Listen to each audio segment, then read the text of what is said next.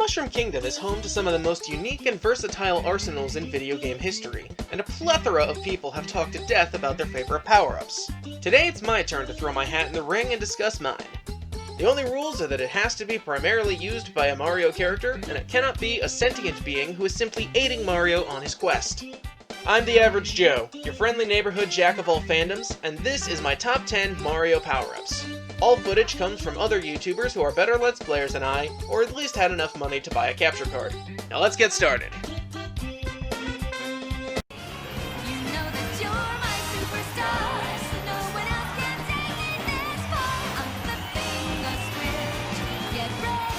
Number 10.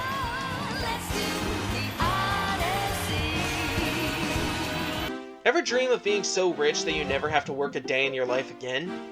Personally, I wouldn't, because I feel like I would just get bored laying around being lazy, and eventually I just want to go out and do work or something. But hey, when you have something like the gold flower hanging around, it's a wonder Mario still does plumbing at all. Then again, maybe he doesn't. When he's not out on adventures, we only ever see him partying and playing sports with friends. I mean, the man plays golf! Golf is clearly a rich person's sport. Clearly he knows how to live it up. As Tony J once told us, "We've got to have money."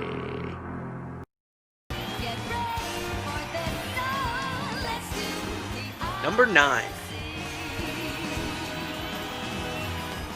Originally, I was gonna put the Hammer Bros suit in this spot, but then when I thought about it, I couldn't actually think of anything to say about it.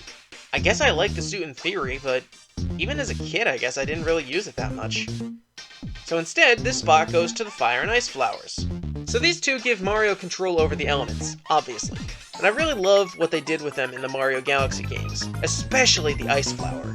That crystal design is gorgeous, and the ability to walk on lava and water is brilliant.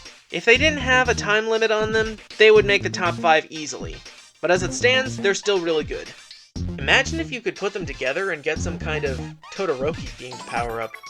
Actually, I wonder what would happen if the heroes from that world had Mario power-ups.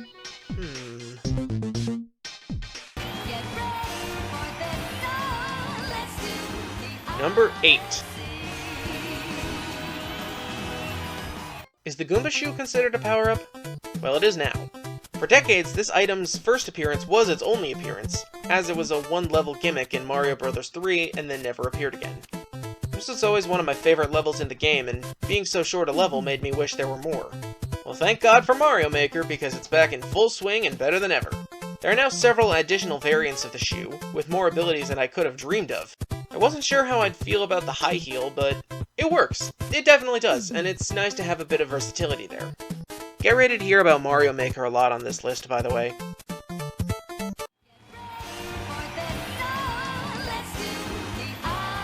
Number 7. Yep, insert your Star Wars jokes here, because number 7 is the Double Cherry. It is a little difficult to control all the clones at certain points, and you're basically guaranteed to lose a few on the way. But it's overall a really fun idea, especially for lonely people like myself who basically know nothing about experiencing multiplayer. Hello, darkness, my old friend. Hashtag forever alone. I've come to talk with you again. But on a different note, remember how I talked about My Hero Academia earlier? What would happen if Twice started eating these cherries? Bunch of free clones that have the will and power of the original? He's already OP as is.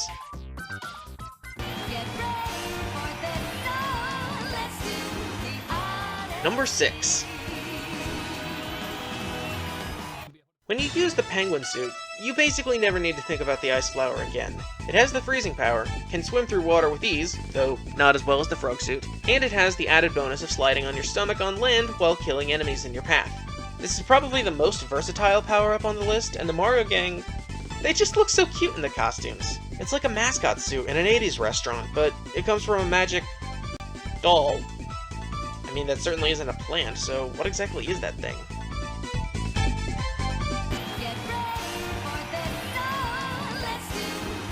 Number 5. Number 5 is the Super Hammer from Mario Maker 2. We saw the Builder costume in the first game, but now we can actually play with it, and we know now that it's another incredibly versatile and useful tool. Mario can swing the hammer for good close-quarters attacks and smash through most objects with this tool. You can also use this power to summon crates from somewhere, and build yourself a nice extra platform. Maybe Mario should go back to New Donk City and face off against Cranky Kong. He's dressed for the occasion now.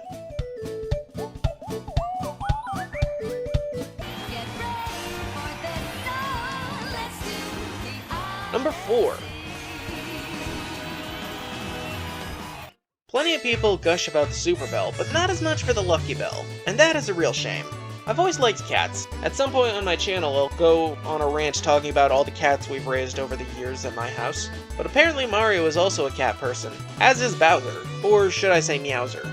The reason I put the Lucky Bell over the Super Bell is that it does everything the latter can do, but also allows you to turn into a gold statue. It kinda reminds me of another power-up from the old days, but we'll get to that later. Also, I just want to show this clip from Death Battle because it's awesome. Oh, give me a break!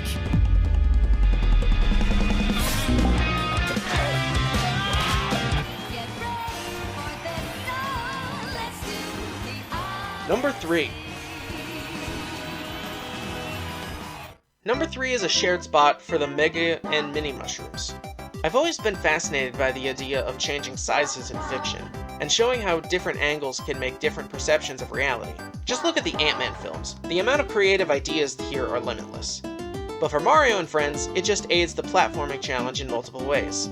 With the Mega Mushroom, Mario and Friends can take up the entire screen and rampage through hordes of enemies. I wish you could keep the power up for longer, but something this broken, I understand a time limit. The Mini Mushroom, on the other hand, well, you do the math. While Mini Mario is incredibly frail, only needing one hit to die, he also gains a lot floatier jumping abilities, which makes traveling slightly easier. To be honest, I've never understood this idea that floaty character equals bad, but maybe I'm just more used to the mechanics than everyone else. Some of my earliest video game memories are with Mario and Kirby, but a lot of people seem to just use floaty character as an excuse for why they don't like games.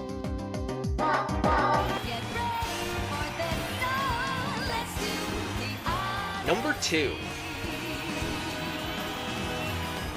Hey, you know what Mario really needed to improve his game? To become someone else. With the Master Sword, Mario and Friends turn into Link and gain all his abilities from the old school games. Sword, shield, bombs, bow and arrow, the works. Mario Maker already had a lot of puzzle-solving elements to it, so adding one of the most famous puzzle-solving characters in video game history was only natural.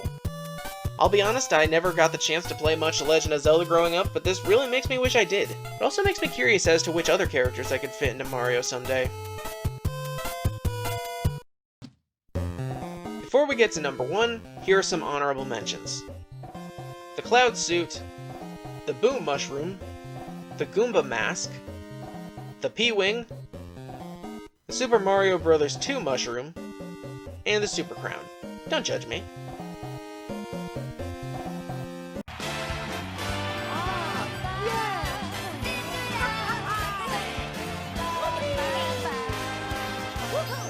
Number 1. Like I said before, my first Mario games were the original 3 on the NES, and there was always one other power-up that I could not wait to get my hands on. Back then I didn't have internet resources or game guides, so child me only knew it as the teddy bear. But as an adult, I can proudly say that my all-time favorite power-up is the Tanuki suit. This is the predecessor to the cat suit, but with slightly different capabilities.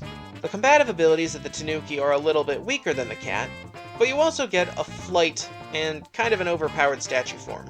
I was sad that they separated the statue in Mario 3D Land, but the fact that my teddy bear was back made me really happy for the game to come out. And maybe that'll be one of the running jokes on this channel in the future. Teddy bear! So that was my list, and I'd like to hear yours. Be sure to let me know your thoughts in the comments section down below, as well as any other suggestions for what you'd like to see. Thank you for watching, and I'll see you guys later. Peace! Do the Mario! Swing your arms from side to side. Come on, it's time to go. Do the Mario. Take one step, and then again. Let's do the Mario all together now. You got it. It's the Mario. Do the Mario. Swing your arms from side to side. Come on, it's time to go. Do the Mario. Take one step, and then again. Let's do the Mario all together now. Come on now!